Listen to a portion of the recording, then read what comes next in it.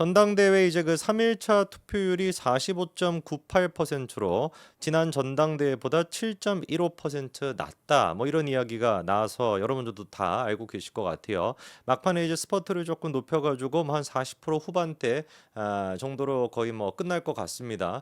그래서 50%를 넘기에는 좀 힘들어 보이고 한 48%, 49%로 최종 투표율이 나올 것 같은데 그러다 보니까 지난번 전당대회보다 이게 왜 흥행이 안 됐을까? 생각해 보면은 너무 이슈가 많았고 이번 전당대회 같은 경우는 바꿔 얘기한다면 너무 좀 저질스럽고 막 저급한 모습들이 얼마나 많았습니까? 어떤 사람 뭐 특정해 가지고 말씀을 안 드리겠습니다만 미쳐 날뛰는 사람이 뭐 한두 사람이 아니었죠. 그렇죠? 조 머시기 하는 사람도 있었고 원 머시기 하는 사람도 있었고 그다음에 이 머시기 하는 사람도 있었고 뭐 이름을 제가 얘기하지 않더라도 듣는 분들이 다 아실 것 같은데 너무 막 미쳐 날뛰는 사람들이 많다 보니까 그 나름대로 이제 흥행은 좀 되기는 잘 됐습니다. 그래서 역대급 뭔가 투표 참여율이 나오지 않을까라고 하는 예상이 있었는데 의외로 이게 좀 적단 말이에요. 그러다 보니까 이거에 대해 가지고 여러 가지 지금 해석들이 나오고는 있습니다. 예상이 되는 것처럼 일단 나경원 후보 측에서는 뭐라고 얘기를 하고 있냐? 전당대회 연설회랑 토론회 이런 것들이 거듭이 되면서 한동훈에 대한 막연한 환상, 기대가 많이 깨진 것 같다. 어대한이 아니고 그대나라고 하더라. 그대나라는 말 혹시 들어보신 적 있으십니까? 지금 댓글창에서도 그대나? 그대나가 무슨 소리지? 뭐 이렇게 생각하시는 분들 계실 것 같은데 그대나라는 게 혹시 뭐를 뜻하는지도 아시겠나요? 네, 그대나라는 게 그래도 대표는 나경원이다라고 하는 얘기를 많이들 하고 계신데요. 어디서 하고 계시는지는 잘 모르겠지만 어쨌거나 그대나 어대한이 아니고 그대나다 뭐 이렇게 지금 얘기하고 있고 원희룡 후보 같은 경우도 뭐 이렇게 얘기하고 있어요. 한동훈의 검증이 아직도 진행이 되고 있다. 내부 검증을 피해서는 안 된다라고 얘기하는데 이번 전당대회를 통해 가지고 가장 어떻게 보면은 저질 그리고 이제 바닥, 밑바닥, 지하 뭐 뭐라고 표현해야 될지 모르겠는데 그 밑바닥 수준을 다 지금만 까발려진 게 원희룡 아닙니까? 저는 개인적으로 진짜 좀 아쉽습니다. 원래 이제 그 전당대회 전까지만 하더라도 원희룡이 그래도 얼마나 이 보수 쪽에 그 뭐라고 할까요? 파이터 중에 한 사람 아니었습니까? 이재명을 상대해 가지고 대장동 1타 강사다 뭐 이랬는데 알고 봤더니 1타 강사가 아니라 지금 꼴찌 학생이에요. 그렇잖아요. 정치인 중에서 이 정도로까지 진짜 저급스러운 모습을 보여준 사람이 누가 있었습니까? 막판에 가서도 지금 이제 내부 검증이라고 얘기하고 있는데 이거는 검증이 아니잖아요, 원희룡 후보님. 그렇지 않습니까? 어떤 국민이 도대체 원희룡 후보가 입 밖에 내고 있던 그 단어들을 도대체 그 얘기들을 검증이라고 생각하는 사람이 누가 있습니까? 처음부터 끝까지 그냥 가짜 선동, 거짓 선동 이거밖에 없었잖아요. 저는 진짜 이재명을 상대로 할 때도 원희룡 후보가 그런 식으로 공격하지는 않았던 것 같은데 않았었죠, 그렇죠? 그런 식으로 막 가짜 뉴스나 저질 뉴스를 가지고 공격하지는 않았습니다. 그렇게 했다라고 한다면 지금의 우리가 바로 직전까지 기대했던 원희룡의 모습은 없었겠죠. 이재명을 상대할 때도 날카롭게 그렇게 근거를 가지고 데이터를 가지고 비판했던 분이 갑자기 그 무슨 뭐 뇌를 뭐 딴 데다가 갈아 끼고 나타나는 것인지 뭐 이 머시기 하는 사람이 등장을 해가지고 머리 뚜껑 열고서 다른 뇌를 지금 집어넣은 것인지 칩이라도 뭐 이식을 한 것인지 혹시 뭐 칩이 이식이 돼 있으면 우리 원희룡 후보님은 당근을 좀 흔들어 주시기 바랍니다. 너무만 이상한 사람이 돼가지고 막 헛소리를 하다 보니까 지금도 뭐 내부 검증 피해서는 안 된다. 그게 검증이라면은 안 피해야 되겠지만 검증이 아니라 쓰레기를 지금 막 투척하고 있는데 피해야죠. 그거 안 피하고 있으면 되겠습니까? 쓰레기를 맞는데. 그리고 이제 그 한동훈 후보 측에서는 뭐라고 얘기를 하고 있냐?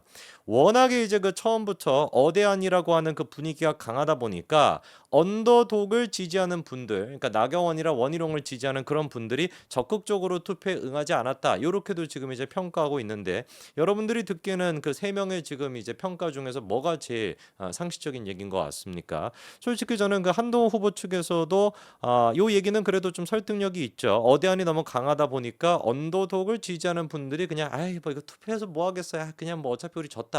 약간 요런 분위기가 분명히 있기는 있겠죠. 그렇죠? 근데 여기서 우리가 조금 더 객관적으로 조금 더 심층적으로 들어가 봐야 되는 게 이번 전당대회 그 투표율이 바로 직전에 김기현이 당대표가 됐던 그거에 비해서는 투표율이 적다라고 해도 과연 이게 한동훈한테 불리한 것일까? 저는 그렇지 않다라고 봅니다. 왜냐?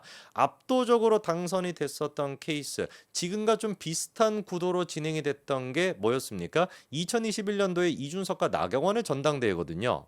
그때를 한번 생각해 보십시오. 이준석과 나경원 두 사람의 이제 특징이 사실상 한동훈과 지금 한동훈이 아닌 사람의 특징과 거의 비슷합니다. 당시 이제 그 나경원 후보 같은 경우는 이제 그 중진 의원들 그리고 이제 또 뭐라고 할까요? 좀 세력이나 이제 그런 것들을 바탕으로 당시 이제 후보가 됐었고 당 내부적으로 어르신들 같은 경우는 중진 의원들 같은 경우는 대부분이 나경원을 지지하고 있었거든요. 반대로 이제 그때 같은 경우는 이준석이 당선이 됐던 배경은 뭐였습니까? 그런 의원들, 중진 의원들의 그런 어떤 세력 말고 세력 같은 거 말고 일반 국민들과 당원 일반들의 의지를 통해 가지고 만들어졌던 게 이준석이었잖아요. 물론 그때까지만 하더라도 우리가 이준석의 실체는 모르고 있었죠. 다만 국민의힘 이거 썩어 빠졌다. 이렇게나 지금 이제 낡은 정당을 가지고 어떻게 우리가 총선을 치르고 어떻게 대선을 치를 수가 있겠냐라고 하는 마음이 있어가지고 이번에는 진짜 젊은 피 30대 젊은 피 헌정사상 최초로 30대의 어떤 당대표를 만들어가지고 이 진짜 구태연한 이 국민의힘을 바꿔야 되겠다라고 하는 의지로 이준석을 만들었던 거 아닙니까? 지금도 사실 생각해 보면은 비슷한 구도인 거죠. 원희룡이나 나경원 두 사람 같은 경우는 중진 의원들 친윤을 바탕으로 해가지고 세력에 의해 가지고 어거지로 만들어진 후보들인 것이고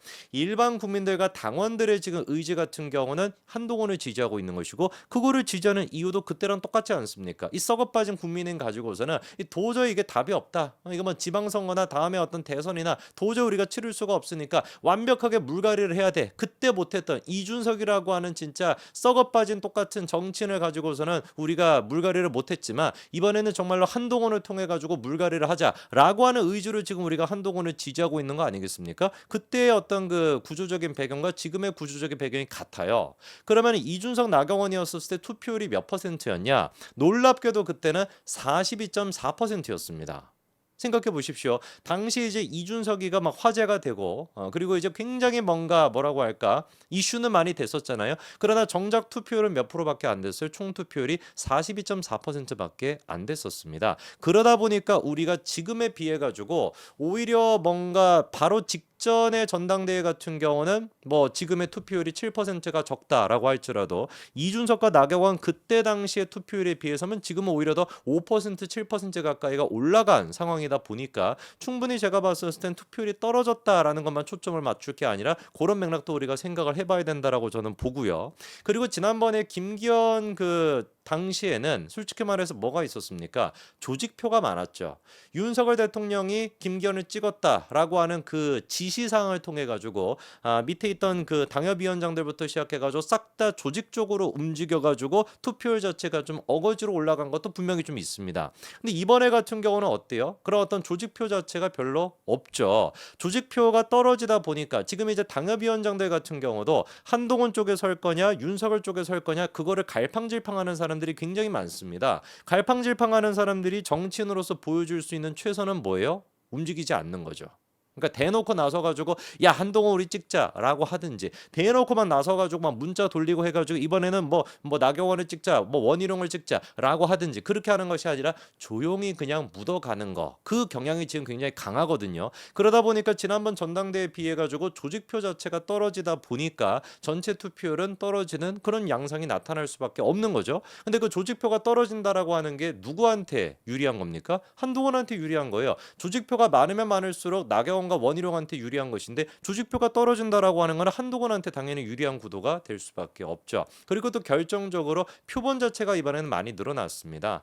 당원 자체가 많이 늘어났기 때문에 당연히 자연스럽게 투표율 같은 경우는 밑에 이제 그 분모가 커졌으니까 투표율 자체가 떨어질 수밖에 없겠죠. 그래서 여러 가지 측면으로 봤었을 때 우리가 지금 주목해야 되는 건 김기현 완전히 구조적으로 당시 이제 윤석열 대통령의 픽을 통해 가지고 당선이 됐던 김기현의 그 전당대회를 가지고서 비교할 것이 아니라 사실상 지금과 비슷한 구도로 이루어졌었던 이준석 나경원 그때 당시의 전당대회 2021년도의 전당대회랑 비교해 본다면 투표율이 오히려 올라간 것이고 오히려 이준석보다도 지금 국민들과 당원들이 갖고 있는 기대심은 이준석에 대한 그때 당시 기대심보다 훨씬 더 높기 때문에 제가 봤을 때는 지금의 구도가 어대안으로 결국에 끝날 거라고 봅니다. 여러분들은 어떻게 생각하시는지 자유롭게 또 얘기해 주시면 좋겠습니다. 근데 저는 일단 봤었을 때 제 분석에 따르면은 투표율이 낮아진 거 그게 김기현과 비교한다 그거 자체가 별로 의미가 없다라고 저는 봅니다. 여기까지 한번 정리를 좀 해보죠.